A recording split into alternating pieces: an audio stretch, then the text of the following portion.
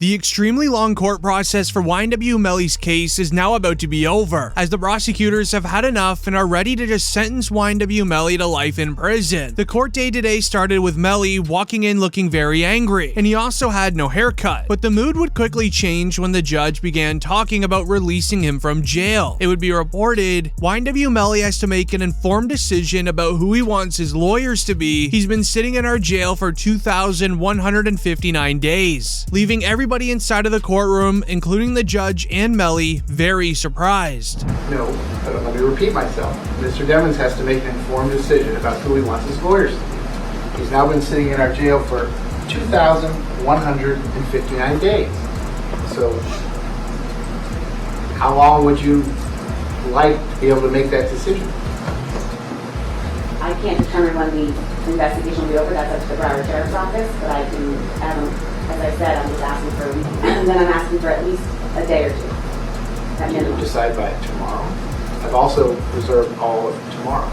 As this new judge could not believe that YNW Melly has been sitting inside a jail with no conviction for 2,159 days. He straight up told the prosecutors, "Give me a final reasoning why he shouldn't be free tomorrow, or I'm releasing him on a bond." As the prosecutors have been investigating one of YNW Melly's lawyers, which ends up delaying the entire court case. It would be announced one of YNW Melly's defense attorneys, Raven Liberty, is being investigated for allegations of witness tampering as the rapper is awaiting a retrial. But what's scary is no one actually knows if she's being investigated or not, or if the prosecutors submitted the paperwork for it just to have Melly's trial delayed to make him sit inside a county jail even longer. However, it would then be revealed why they were delaying it, as on October 26, 2018, YNW sack chaser and juvie passed away with prosecutors claiming that YNW Melly committed the crime. However, there's only one person beside Melly and Bortlen that know the actual truth. This would be Melly's ex-girlfriend, Mariah Hamilton. After the feds investigated Mariah's iCloud, they noticed suspicious activity relating to YNW Melly, forcing her to not testify in the trial, which is known as witness tampering. This carries a life sentence in prison, regardless if Melly actually took sack chaser and juvie out. Filing 6 new charges against Demons and 2 others who were allegedly involved. The charges include tampering with a witness, directing the activities of a criminal, solicitation or conspiracy to commit tampering, and unlawful use of a two-way communication device. Now, a couple of those charges actually carry a life in prison sentence if there's a conviction. There is a likelihood chance where YNW Melly's lawyers beat the case of sack chaser and juvie's passing, but if Melly is found guilty of witness tampering, he will still go to prison for life. The feds began their investigation on Mariah after people in Melly's hometown began speaking a lot about the situation with sack chaser and juvie, as everyone was gossiping that Mariah had involvement with the crime, driving YNW Melly away from the crime scene when it all went down. As this resulted in YNW Juvie's father doing his own investigation, asking around town, speaking with people from all areas, he learned that Melly was using code words against Mariah to make her not show up to Melly's original trial. There was this kind of crazy way that Melly was communicating. He wasn't allowed to use the phone, but he was passing notes to people, and then this person's calling this person and then that person. Saying like to me, they going through extreme measures, try to cover up or convince people not to testify, like Mariah mom.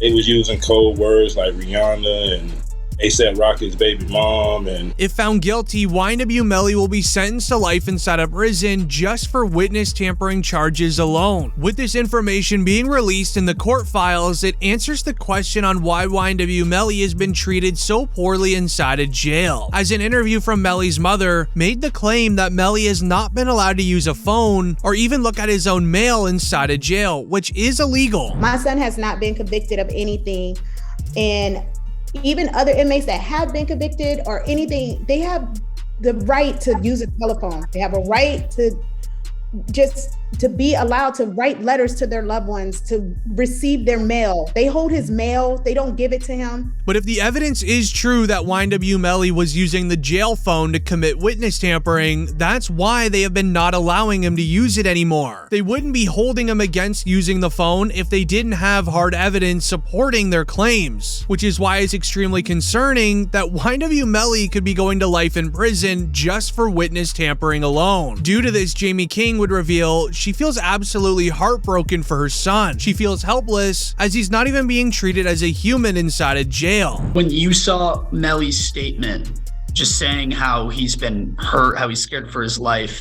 as a mother, how did that make you feel? It's heartbreaking. It made me feel completely helpless. Broward Sheriff's Office definitely needs to be investigated. I mean, they are making up their own rules. We tried to go to court about this situation. The judge really doesn't have any jurisdiction when it comes to the jail, because we actually had a hearing about the mistreatment of him, and the jail they make their own rules. And I don't think that's fair, because I know that they need to answer to someone too. This, however, got a lot of media attention, especially from people in the industry. Charleston White reacted, sharing, "This is how YNW Melly should be living. He shouldn't be getting special treatment because he's a famous rapper. He allegedly committed one of the most serious crimes that you could commit." The YNW Melly, I'm so happy he in jail getting mistreated. Yeah, I'm so happy he in jail getting mistreated, homie. Homie, when you take a life,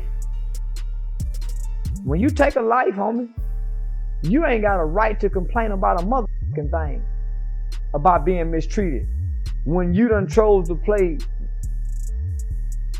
somebody. As this then got the attention of Boosie, who would speak on the stress that Jamie King has been going through. She real, bro. You know, she real. She's stressed out. I heard she had a... Yeah, she real, and I reached my hand out to him, cause I'm real.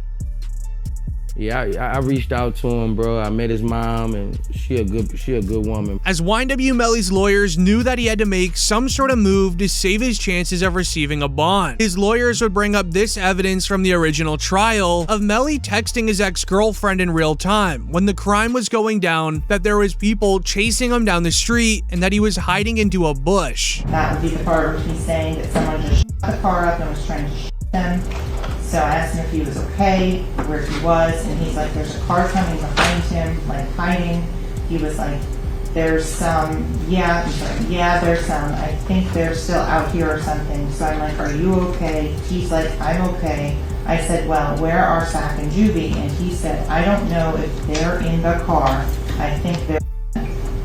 Claiming that this was the only involvement that Mariah Hamilton had, was trying to save her boyfriend at the time's life. But also in the YNW Melly trial was prosecutors admitting there was never a firearm even found, supporting the claims that it was a drive-by, as the person with the firearm was miles away just after a few minutes. So the first thing is I didn't have a firearm, so I can't know which firearm I'm going to use in order to replicate any of my tests. So I can't make tests for this determination because I don't know what was used. Okay.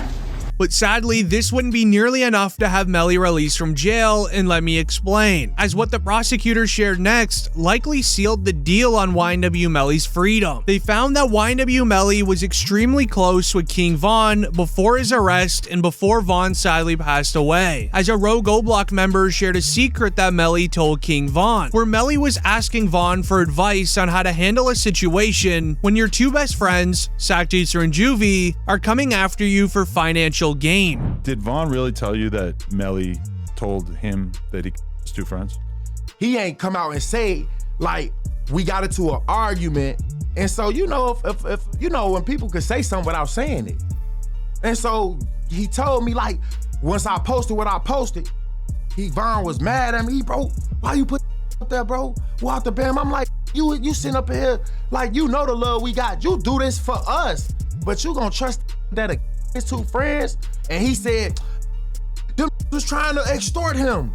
And so I'm like, if they was trying to extort him, then why are you still around them? As the name YNW is a registered business LLC, where YNW Melly and Bortlen performed concerts, sold merch, did promos, and things in that nature for companies in exchange for money. That money would be funneled through the YNW business bank account and then paid out to the 4 YNW members 25% each, split evenly 4 ways. Allegedly, Melly and Bortlen weren't liking how Sack Chaser and Juvie were doing zero effort but being paid the same amount of money just because they're in YNW. So Melly didn't want to pay these two any more money. And if you know anything about King Von's past and how he handled his own situations, you can likely guess the advice that Von would have given YNW Melly to handle it. This was the missing piece of evidence the prosecutors were missing in the original trial, which is what was the motive. But when you pair this with evidence found on Melly's phone, this is where it gets bad, as he sent a text message hours after the crime admitting to it. The PC Gambino account asked him if he was okay, and his response was,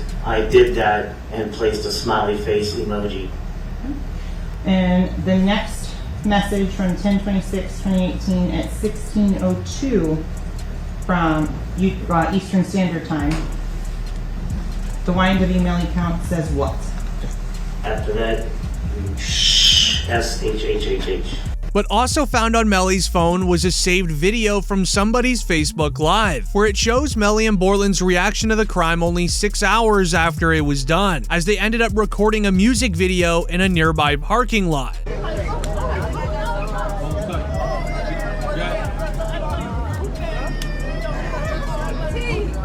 Melly still turned regardless of what happened this early morning. He's still out here being very positive. Turned still. Hey. No, still turned. Regardless of what happened. You already know. Melly's lawyers claim that Melly and Bortlen were contracted to record a music video at that specific date and at that specific time. There was no backing out of it due to a contract that was signed by the two of them. So they had to put on a strong face, go out there and do business. But many found it odd they didn't seem upset in the slightest. Knowing how Melly handled it emotionally, the lead prosecutor then dove deep into the physical evidence of the crime, such as the Jeep that they were driving in. As during the original trial, Sergeant Williams revealed there's no way this could have been a drive-by. How many rounds were inside the car? 3.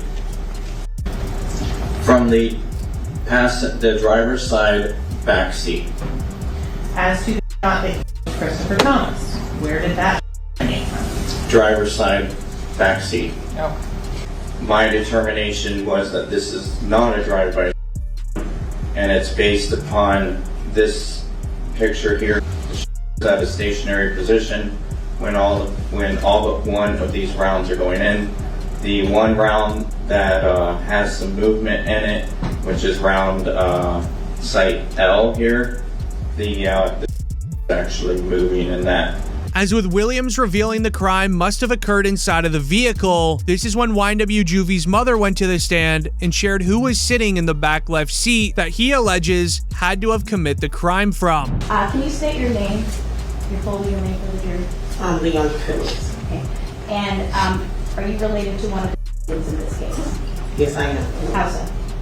I'm his mother. And who is that? Christopher Thomas. Ms. Phillips, did you see who entered into the occupants who entered into that gray Jeep? Yes.